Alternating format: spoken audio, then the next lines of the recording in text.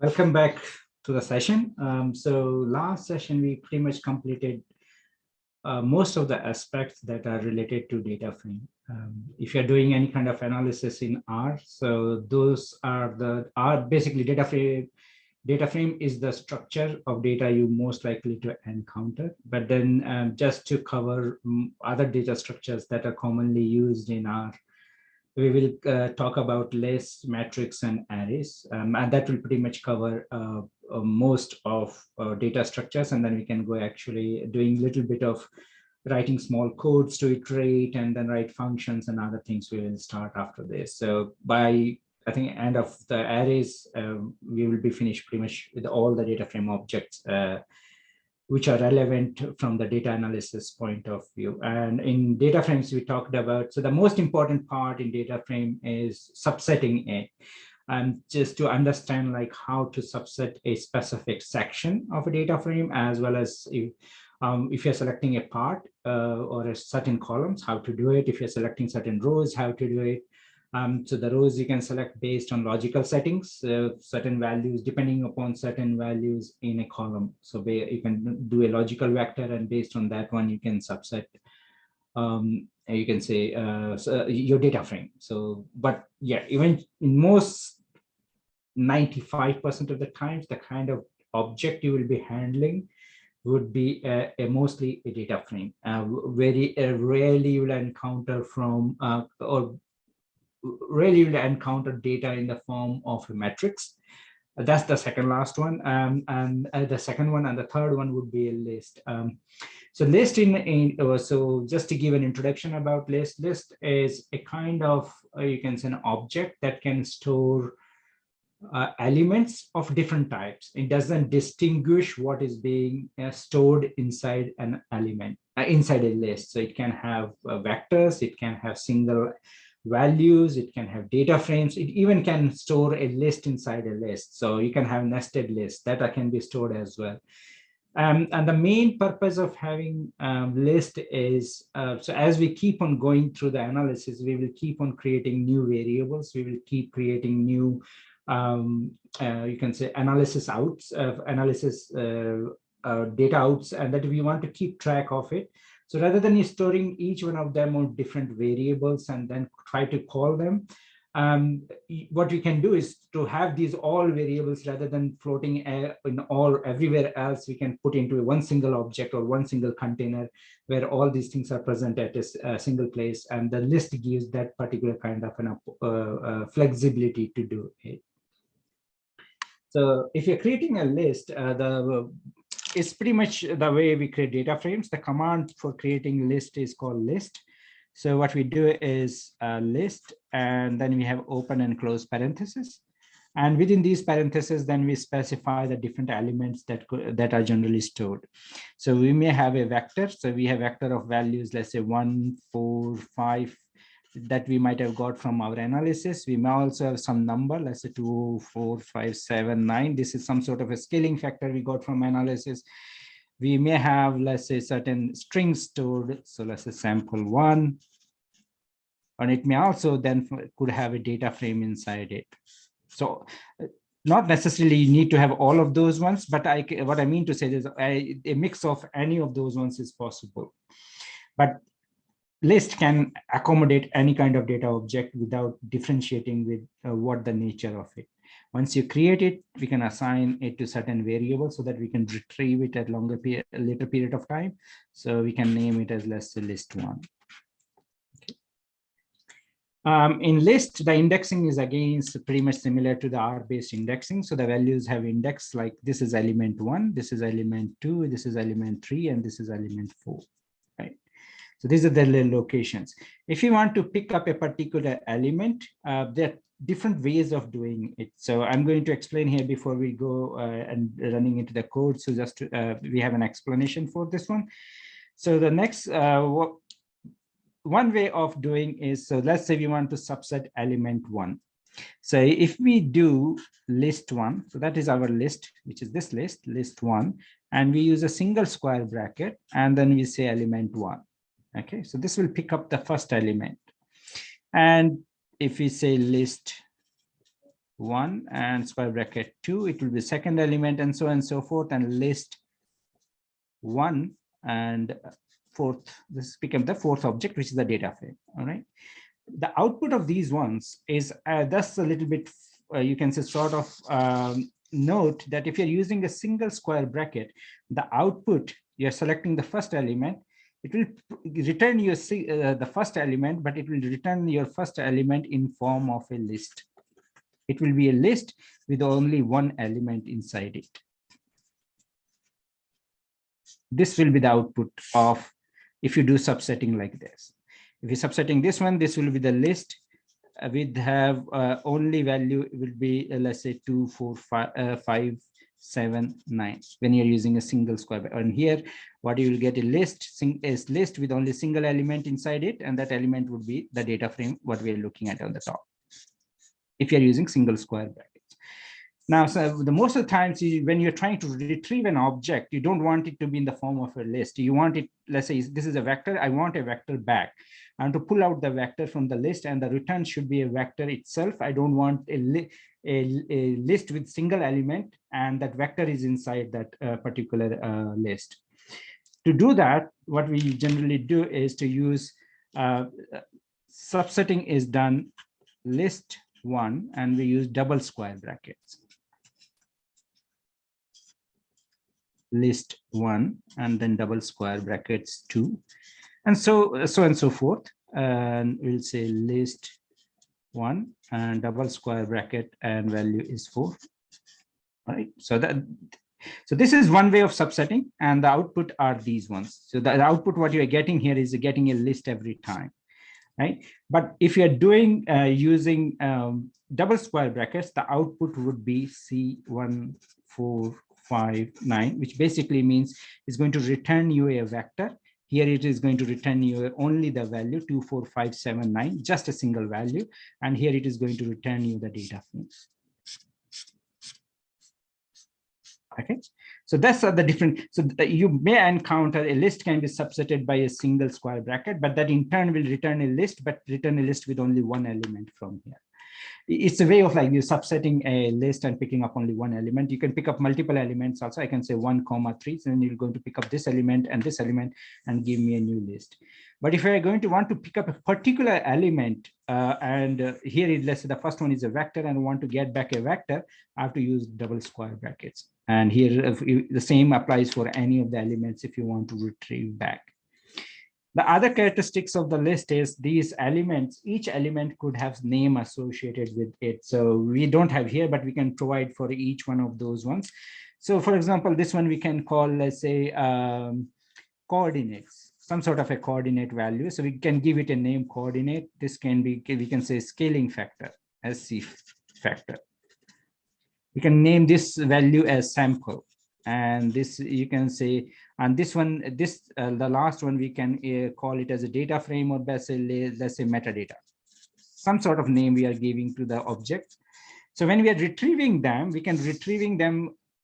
So you can read now, since they have the names, since they have the names, we can retrieve these elements either based on their index values, or we can also pick them based on their names.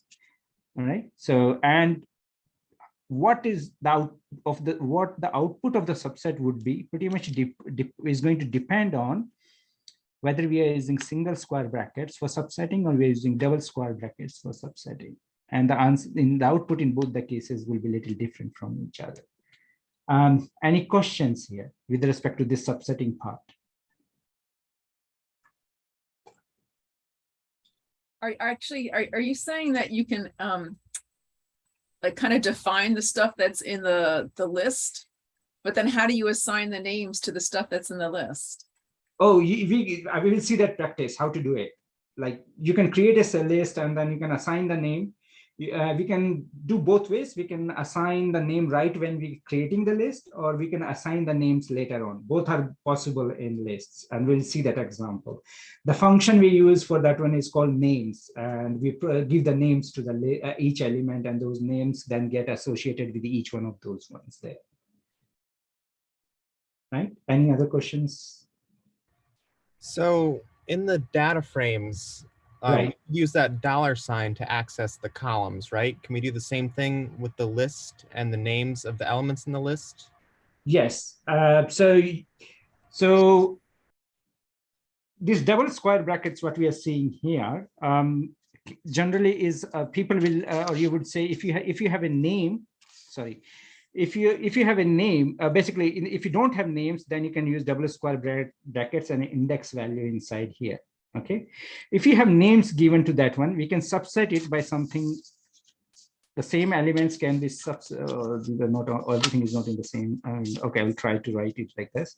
Okay, so if I'm going to subset this one by using the name, the way I was going to do is list one. I'm going to say $, and now I can give the name code. Now it's going to pull out this particular one, and here I can say list one and $, metadata. Correct. So this is going to give me an output as a data frame, right? So you can think about it. This command represents this data frame, right? Now from this data frame, if I want to pick up a particular column called, let's say, call some name, let's say name is call, then I can, because this represents the data frame, I can use after it $, and call. Then it's going to, first part will actually brings me the data frame from the list outside, just the data frame itself. And then the second $, is going to pick up the column from there. So this is sort of what you can say is like nested subsetting. So you're first subsetting one item, then you're subsetting from there, and it end up becoming is perfectly doable and is right approach. You can do it. The only thing is when you're trying to read later point of time, sometimes it becomes a little bit complicated to interpret. But yeah, it's doable. You can do that way. Is that what your question was, or? Yes, thank you. All right, yes, okay. So now we'll look at some of the examples. I think then it will make more sense. Okay. So we'll start creating a simple list. The first list we are creating is LST. And this is a assigner function. Then we are using command list, telling that it's going to create a list, and we are providing parentheses, and it has 3 elements inside it. 2 of them are numerical data, and 1 of them is a character data. It's not going to complain. Like if you would have tried to do it in vector would not have liked it, and it would have coerced the data, what I mean, into one of the forms, converted everything into characters. So now if it's LST, now you can see that this is a double square bracket 1. So this is the first element. This is the second element of the list, and this is the third element of the list. And to pick those elements back, we have to use double square brackets and the index values.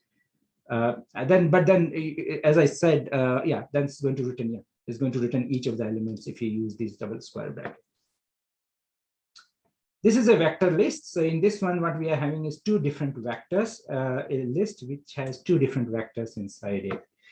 The code is pretty much the same to construct the list. So we are using list command, and then you have open and close parentheses. And inside it, there are 2 vectors separated by comma. This is one vector, and this is the second vector. So there are 2 vectors inside it. And if you look at it, a vector list is going to tell us that there are 2 vectors. And the first vector is at position 1 is containing these elements, and the second one is basically having these elements at this one.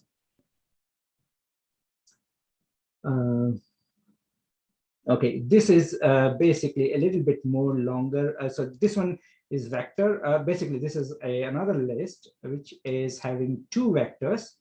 One basically string data or a string value, and another is some sort of a number inside it. And that's again pretty much examples of just I'm trying to demonstrate like we can put different kind of data sets inside it.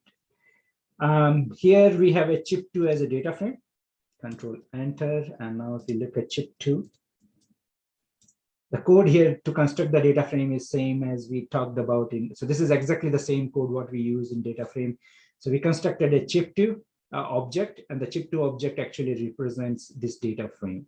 Now we are going to create ls1, one of the lists in which we have everything, including the earlier 4 values, 2 vectors, one's string value, then numeric, and followed by chip 2, which is a data frame. So if we can construct this way, and if we say ls1, okay, enter. Okay, now you can see that ls1 has the first 2 ones are the vector ones, This is sample string, this is a numeric, and this is the data frame as a part of it. So if we, let's say if you're doing analysis and every step we are trying to save some information about what we got output of it, then I want to keep track of it. The list is the best place to keep it because it can store every literal, any kind of data set, whatever we would like to.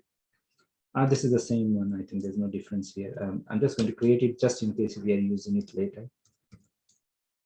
But there's no difference. It's pretty much the same thing that we have. All right. So the next part, so this, I think the creating list is pretty much straightforward. There is no, in terms of a complex code, it's a single, you can say a constructor command, a list one, and we use that and it constructs the list. What we're going to do is looking at a little bit of subsetting of elements inside it. Okay. And as I mentioned, the single square bracket versus double square brackets has a meaning or a difference in them. So let me clean the screen up, and I'm going to call chip one again. So let's look, what was that? No, not chip one, sorry, list one. So this is our the list we have constructed. So let's see what the output looks like if we pick up using double square bracket and the single square bracket. So let's see, we will pick up, let's say the fifth element. So one way of picking it up is list one and single square bracket and number 5. We are picking up the fifth element. And when it prints out the data frame, but you can see that it still shows you these double square brackets and one inside. That indicates that this data frame is inside a list, and this is the first element of that particular list. So when you're using single square brackets, you're not getting away with, basically you're creating a smaller list with only one element inside it, or a particular element, whichever we have specified. The other way to know is, I think, the class object. So you can say class list 1 and 5. Sorry.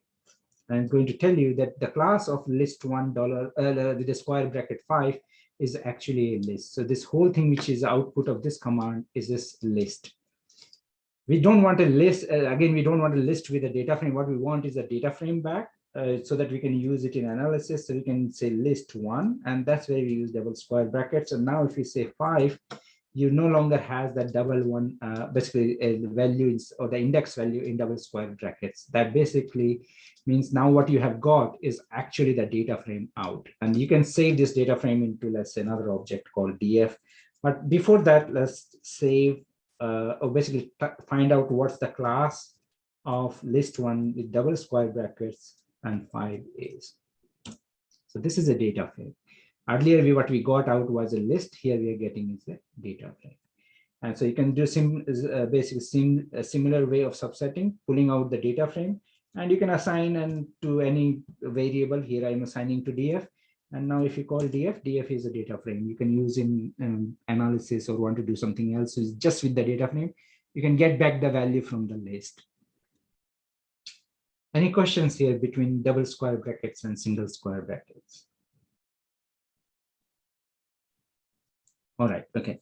So that's what I wanted to explain. Like the single square bracket is going to return you a list again with only the with the elements that you have tried to pick it up. Here I picked up only one, but you can pick up multiple ones as well. You can say 5, 3. It will give you 2 values on that.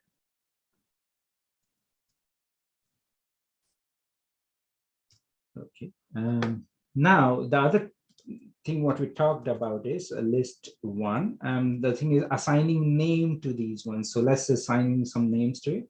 So here what I'm using is command names, and I'm going to say names, assign function names and list 1. So assign names to the list 1.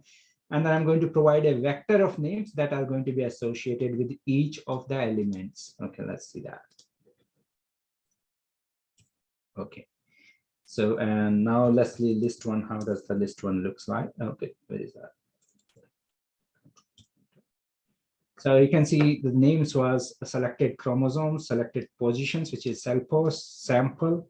And then I put an enrichment table, but the table possibly is this one I was referring to, but then the number of names I gave was only 4, whereas the number of elements in the list were 5. So what it does is it assigns these names to the first 5 values, And the last one is going to tell you that it doesn't have any name associated with it. So yeah, so always make sure that the number of names you're supplying is exactly to the number of elements into the list. R is not going to complain about it. So it did, for example, this code, neither it threw as a warning and neither it threw as an error. It did not complain about it. It just assigned the first four names of the vector to the first four elements of the list, and the last one, it just left it as an NA. So even we have more elements, all of them would have an NA, and no names associated with it. So let's correct that fault and assign the names, proper names. Let's say this is what we're trying to do over here. So this time, list names to list one, we are providing 5 different values. So selected chromosome, selected position, sample, read depth, and enrichment table. And now if you look at each of the, now after assigning the new names, each name corresponding to each of the elements, each name has been specified, each of the element has been specified a name. Now we can pick up back, what we can do is we can pick these elements from this list by using the $sign. So you can do list 1, and you can say $, and then you can pick up, it's going to suggest to you, okay, which ones of you would like to pick up. Would you like any of those values or enrichment table? So let me pick up enrichment table. And the return is, again, you don't see the double square brackets. So basically what the output you have get is the data frame itself. And we can pick the data frame, we can use it for any other purposes. So now this one, let's think about that list. So list $1 actually pulled out the data frame. I wrote this whole thing represents this data frame below. So list $1,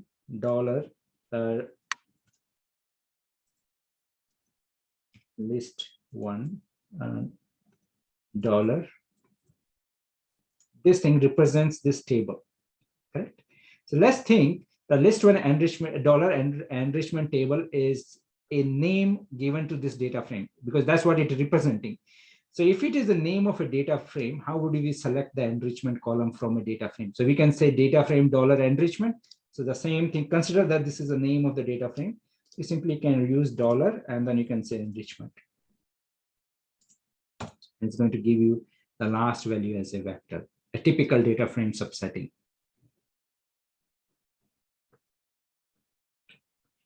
So the names what we so far provided was after creating the list by using the names function, but we can also create them before basically while creating the list itself. So here what you're saying, selected chromosomes has these ones. This is the name, and this is going to be our name, and it's going to hold the value, this vector. Selected positions will have this vector. Sample name will be this one, read depth will be this one, and chip2 data will be chip2. So you can do this one. Okay, now if you look at list 1,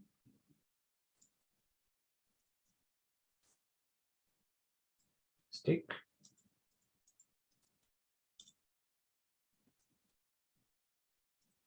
Sorry. Okay, control enter. All right, I made a mistake somewhere. Oh, no, there's no parenthesis, because that tells you that okay, this is the object. So the selected chromosomes has this one, selected positions will have this one, and sample names are these ones, and read depth is this one, and chip2 data is this particular thing over here. Now, one thing I want to basically specify is most of the packages which we'll use for analysis, when they're going to take your data, they're going to go through some whatever the package does. He's going to take your data and do different kind of analysis and different steps. And every time the analysis comes out, he'd want to store those values inside the list. Okay, so let me give a really small example, and that possibly help us to understand what's going on. So let's say I started with a particular data frame, all right? And this data frame has certain number of rows. So let's say these are the genes G1, G2, G3, and has columns, I'll say sample 1, sample 2, and sample 3. So this is the kind of data I have. Then there are some numbers inside this. So I have this kind of data set. What I'm trying to collect, what I'm trying to do is some sort of an analysis, let's say to calculate mean and standard deviations or something like that for each of the columns. And I'm using a package to do it. So this is my input data set. So let's call, this one is called DF1, which is my input data frame. So for the first thing, what I'm going to do, I want to keep a track of what are the column names. So let's say I'm going to create a vector with the column names, which is S1, S2, and S3. And let's say I would like to call names for the sake of it. And then I will have, sorry for the bad handwriting, row name, and will be equals to a vector of G1, G2, comma, G3. Then I will calculate the row means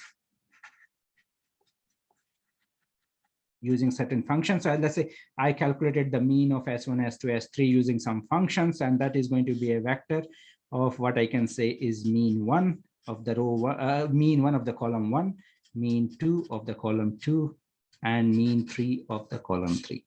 Okay. Similarly, let's say I also calculate standard deviation of each of the columns, and I would say basically sigma 1, generally let's say S1. Oh, so S1 is already there upstairs. So I would say SD1, SD2, and SD3. So during the course of analysis, we want to have all those information. Also, we want to keep track of what our original data was. And data is this count table. So we want to just store it is without the column names, because we know we already have the information about column names in a separate place, row names a separate place, and data in a separate place. Now, when we are doing this stepwise analysis, we can store all those values into a list. Okay, and can give this list whatever the name is. Okay, let's say the package is called mean standard deviation. That's what it is. And this object would be sometimes you referred as, we can give this object or this list, we can give the name mean stdf, and this mean stdf list holds all those values inside it. So we know actually what, when we went through each step, what all it was done. So we have a track of what was getting done during the course of analysis. Now, one way of doing is we start with a list. Okay, and we start with a list only with the column names and row names, and every time we get new values, we keep adding to the list. That's the, what you can say, you incrementally increasing the list size by adding more and more elements. We can do, definitely can do it. There's another method of doing it, which you will encounter or most commonly would see in packages is, so this particular package, any kind of data set you supply will have these values all by default. Always you're going to have all these 5 values to store, nothing more or nothing less. These 5 values is all the time is going to store when you run this particular code. So rather than actually create a list which is growing, what they create is a standard, they create a list with names with null values. So that, how do you do is, so I can create a list or an object called mean stdev to start with, right, even before the data starts getting into, and I can say list, and then I'm going to say, sorry, I think it's getting out of the but I will just move it. Okay, list.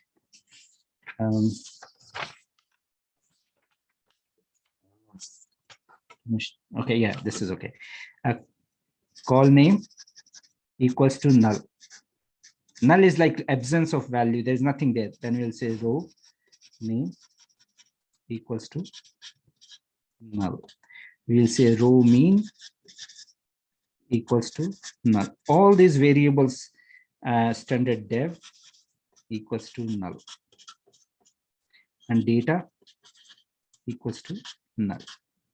So this is when you load a particular package, these this is an object that is created, and what it does, even before you start doing analysis, this mean standard deviation is created for that particular analysis. It creates a list of call names, which is a null value, has a row names with null value, have row means with null value, and standard stdev with null values. And as we keep on as we go through the analysis, and when these values keep generating, we start filling these values by these values. That's how, and these have different names and this is how the S3 objects work. So you create beforehand all the variables, because the package knows that, okay, if this have been supplied with the data frame, these are the different variables I'm going to collect and keep a record of. So why not to just initiate the list right at the beginning, and then we keep filling these values as we go along. This is the typical way of that is being done. So I don't have an example there for that particular one, but I can quickly show you that one. So let's say I'm going to create a new list called list2, right? And I'm going to say list2 equals to C. And I'm just going to say call names equals to null, comma, row names equals to null. And I hope it will create the list. And if you look at list2, it literally has nothing, but all right, 1 second. I'm missing something to create these variables actually. Let's see.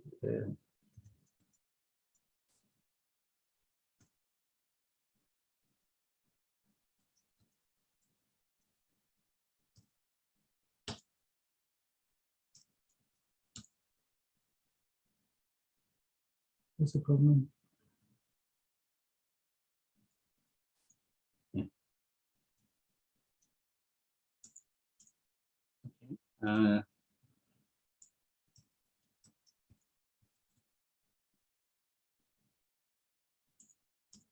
All right, it's not doing. I have to look into the code, actual code, into sort of forget about what I just said. But don't say, I won't say forget it, but that's how the empty variables are created, and they get filled as the analysis go along it. I'm missing something here, which I'm not able to figure it out right now, actually. And so maybe something. Oh, okay. I know what is missing. What I'm missing is this one.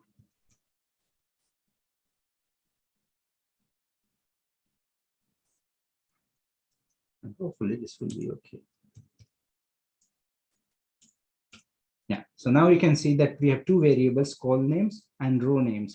And we initiated the list called list2 with the empty values, no values whatsoever.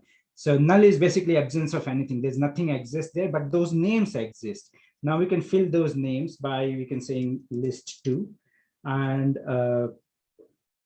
we can use the names. So we can say call names. So the call names, we want to assign new values. So let's say 1, 2, 3, 4. This is the values we want to fill there.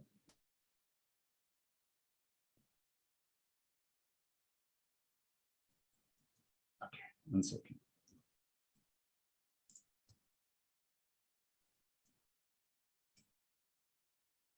There's a comma. There is a comma, right? Yeah, there's a comma. So now we can see the call names is by replaced by, rather than having null value, we have assigned a some new value. So this, so the moment I will load my data and start analyzing, let's say through that package, it will automatically start filling these empty spaces by all those variables. And so it keeps on going through the analysis and collect very standard variables or standard analysis objects as I will keep on going through that analysis. The same way we can also fill the row names, the second variable also. Okay. Hopefully that it's a little bit, I won't say it, but that's how it would be, the objects would be created. You will see this, everything that happens in the background. The moment you give your data frame and run through the first code, generally in most of the packages is to construct an object which is required by that particular package. And what the constructing function does, it find out all the row names, value names, and the data and everything, and store into all these individual values which were actually null. And it's going to create an object for you which have everything already being populated. So you don't have to keep a track of what has to be filled where. It automatically keeps on filling it and updating itself every time. Okay. So let's go back to list one. Okay, this is a list one. Now we can pick up a list one. This is not the list one. This was the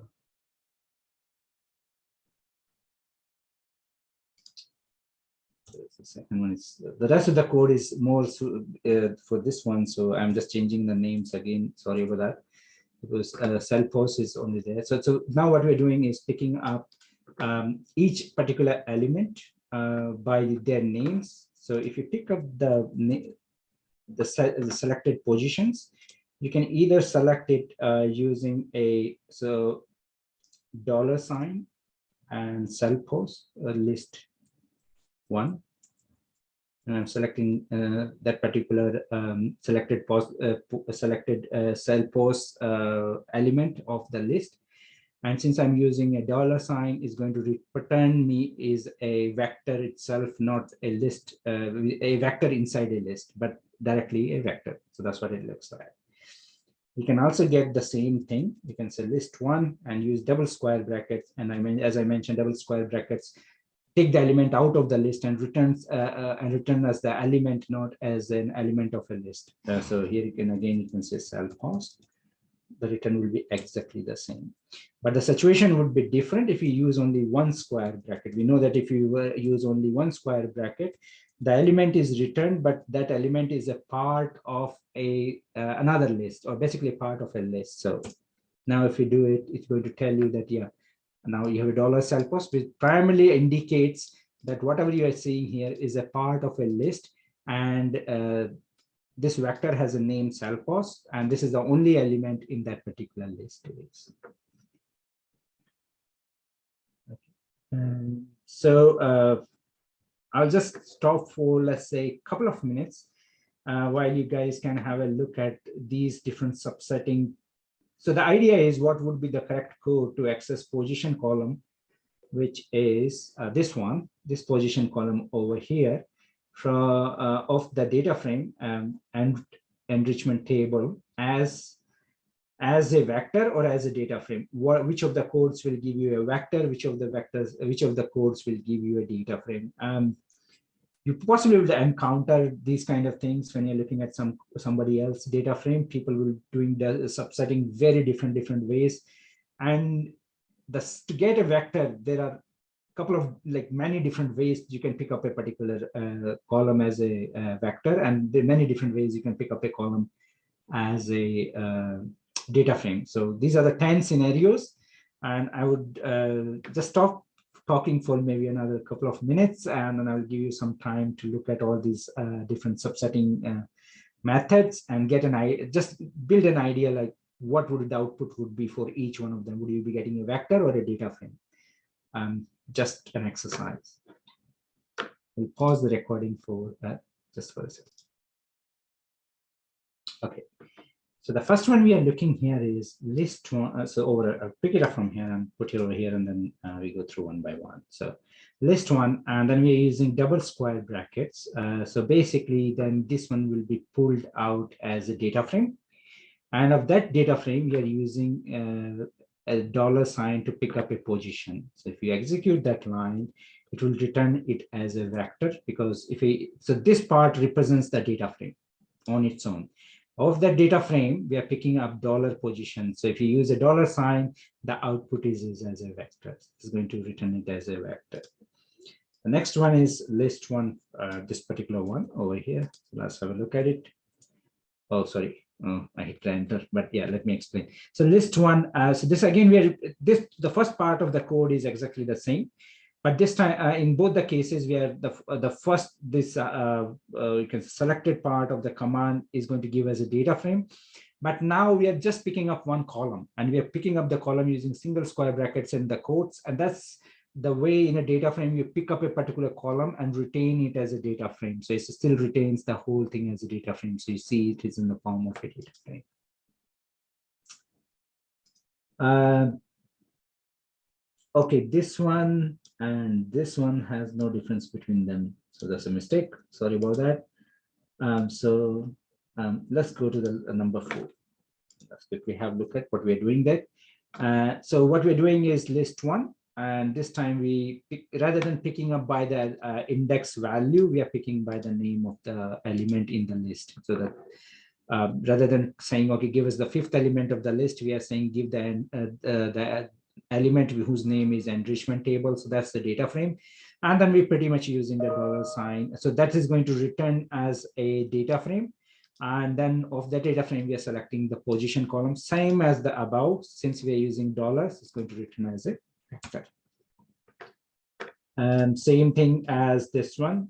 This time we are going to, the first part is selecting the data frame based on the name of the name assigned to the data frame, enrichment table. So it returns, we are using double square brackets, so it's going to return as a data frame itself.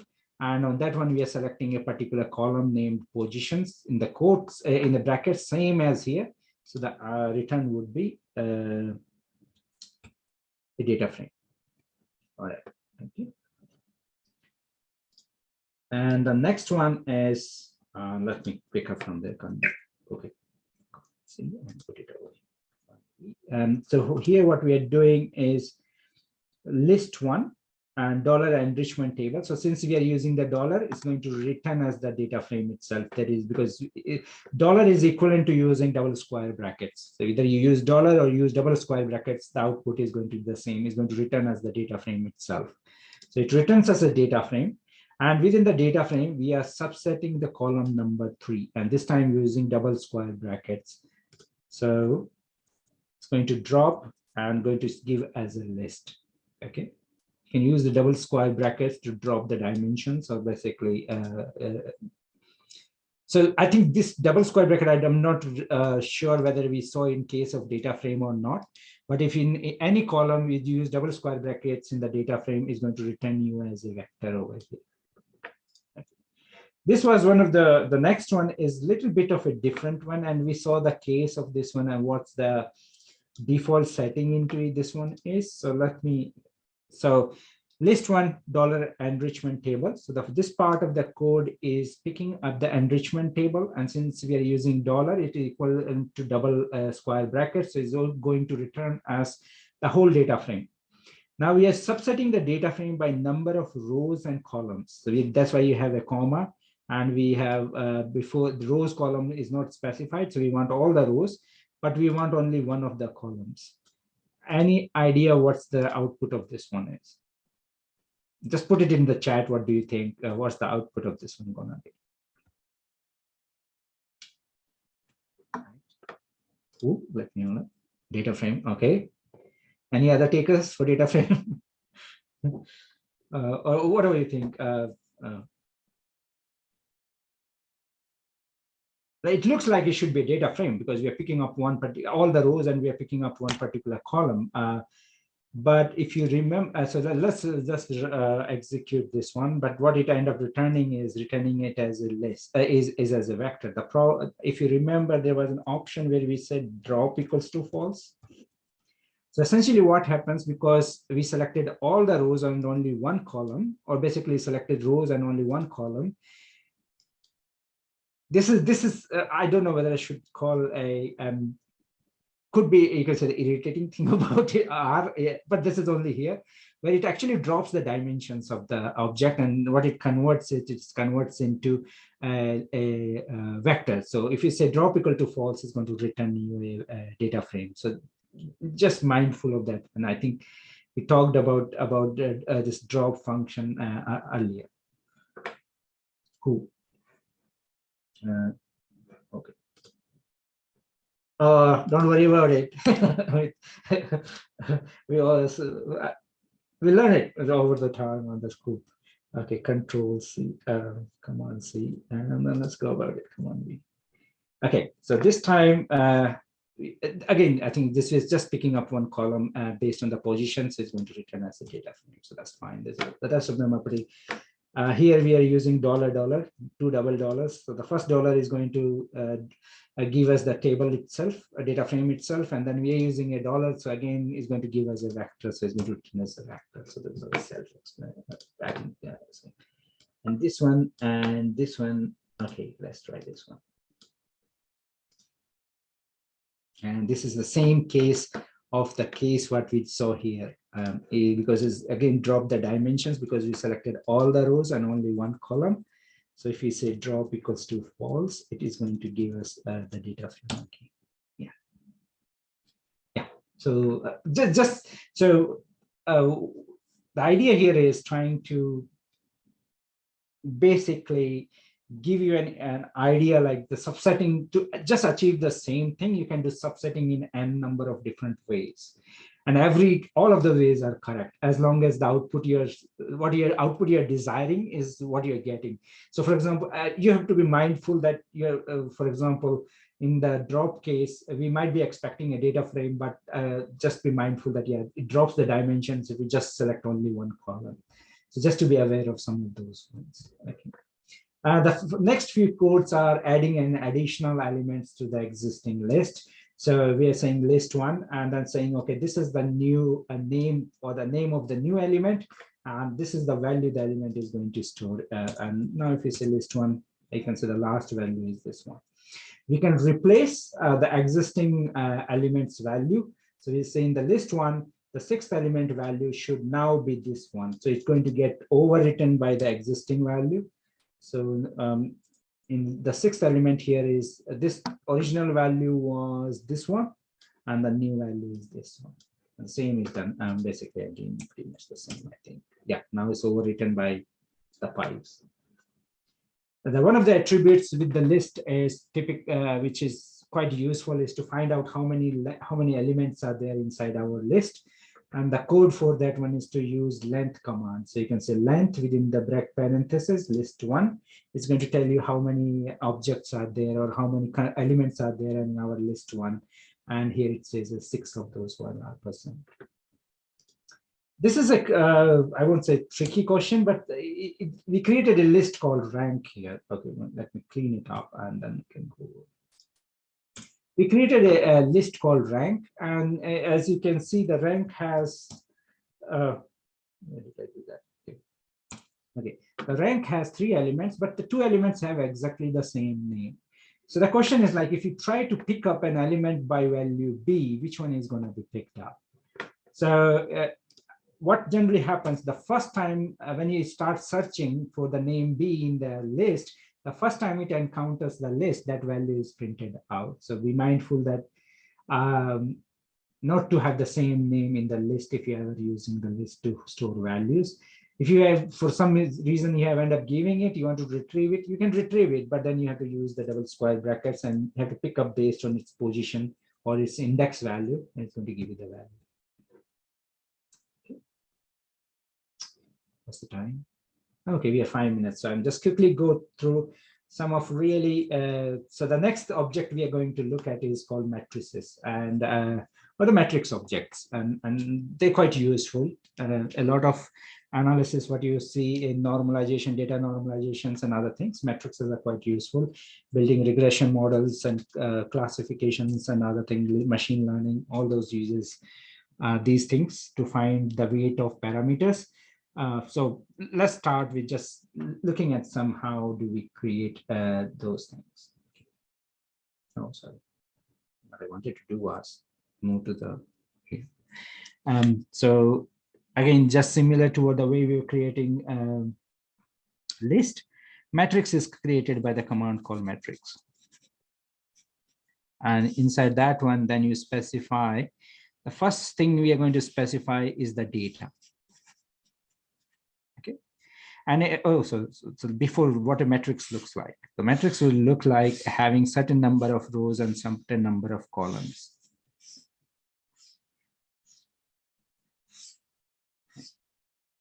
So you may have the rows may have some name to it. You can have A, B, C, D, and E, R, M, N, O. These are the row names. So you can have row names, but the value inside this is all the values are of the same type. Unlike data frame, where you can have like string in one, factors in another one, characters in another one, numeric, integer, all those data sets.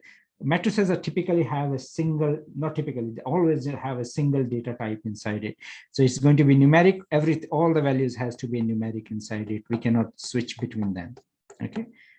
So all of them would be of the same data type. So you can, if you think about an example of this you can think of the gene one. So gene I, gene L, gene M, gene N, and gene O. This sample A, sample B, sample C, sample D, and sample E. And these you can think of for each gene's, let's say, enrichment value or counts. So those values are all going to be the integers inside it. So this is a form of a matrix. So and this is referred as the data part of the matrix. So when you create a matrix, you specify what's your data is, and on your data, you can specify how many rows you want to have. When you convert that data into a matrix, how many rows you would like to have. So you can specify NR, let's say number of rows, or you can also specify ncol, which is number of columns. So you can give a number like number of rows. I want 4 rows. So it's going to then take this data and try to convert it into 4. It only creates 4 rows, but then create as number of columns as possible. And if you specify column, then it's going to create that many columns and the rows according to that one. There is one more function which we will see here, which is called by rows, by.rows, I think. And then either it's going to be set as true and going to set as false. And so generally by default, what happens is if you give it like a number from one, says how much, 1, 2, 3, 4, 1, 2, 3, 4, 5. So let's say if I give a data as the values from 1 to 20, what it does it by default, when it's trying to create a matrix, it starts writing the numbers like this: 1, 2, 3, 4, 5, 6, and so on, so 7, 8. What it's doing is filling up the columns first. And it's creating based on the filling the columns. But if we say by row equals to true, by row equals to true, then what happens is start filling the rows first. Then 1, 2, 3, or it start filling by rows. 6, 7, 8, 9, 10. So that's how the difference between the two is. The other thing which is associated with creating is called dim names, I think. I don't know whether it's a capital N or not. I will check that one. Dim name says we provided the data. You can supply the basically the dim names are like the name of columns and rows, which we are going to generally supply it as equals to and list. And inside list, we will first supply the row names, which is going to be, let's say, GL, GM, GN, GO, comma. Then this is our rows name. Then we're going to supply all our column names. So we can say as A, comma, as B, comma, as C, comma, as B, comma, as C. Now there's a mistake. So these are, since these are characters, there has to be in quotes. Otherwise, going to complain that it cannot find these values anywhere. Okay. So once it creates using this data, it's going to create a matrix, and then it's going to, we're going to fill by rows first, because we said by rows equals to true. And depending upon how many columns, so let's say here if we want 4 rows, so we specify equals to 4. We are going to fill by rows, so the rows are going to fill first, and then these names will be get assigned to the matrix. So that's how you create a matrix in a R. Let's look at the example for this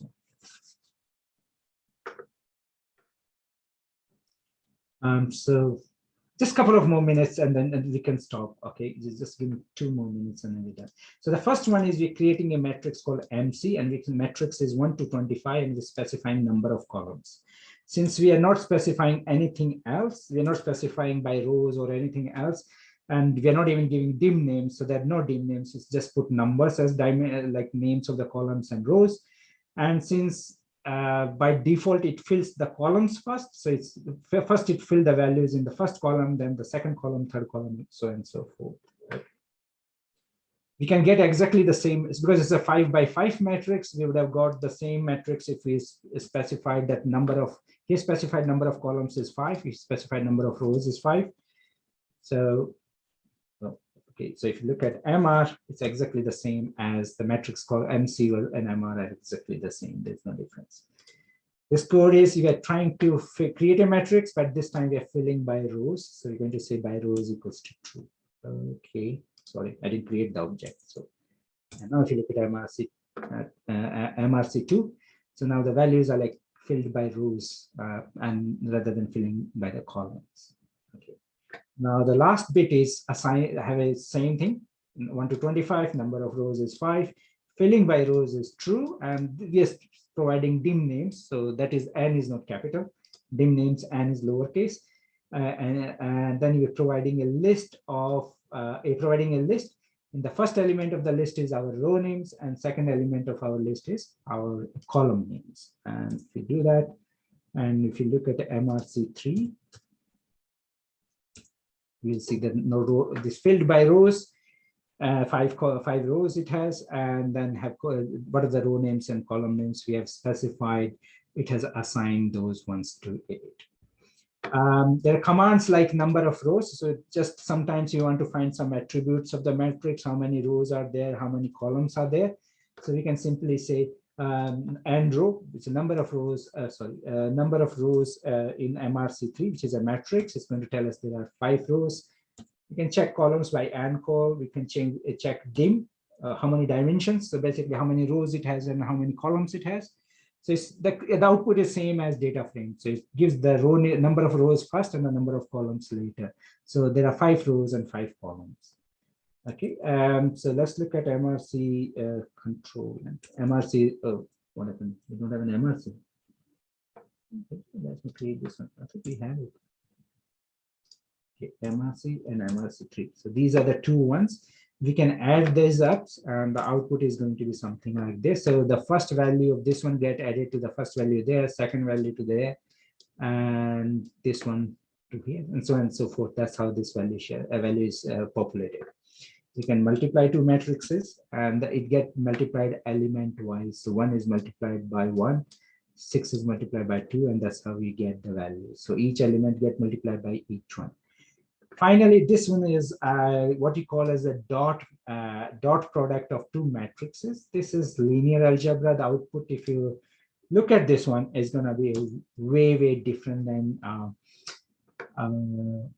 the product what we have seen before. And the way it is being calculated, I don't have time now to go through it, but that's how the matrix manipulations generally happen. But maybe I will quickly go through the next session, and before going into looking into more properties of matrices and arrays. But that's a dot product of a matrix, 2 matrix. We'll talk about it. So most of our linear algebra, what people use in solving different kind of problems using matrices, they do a lot of like dot products of a matrix and a vector, or 2 matrices, and so on and so forth. So that we'll discuss in maybe next class on the session.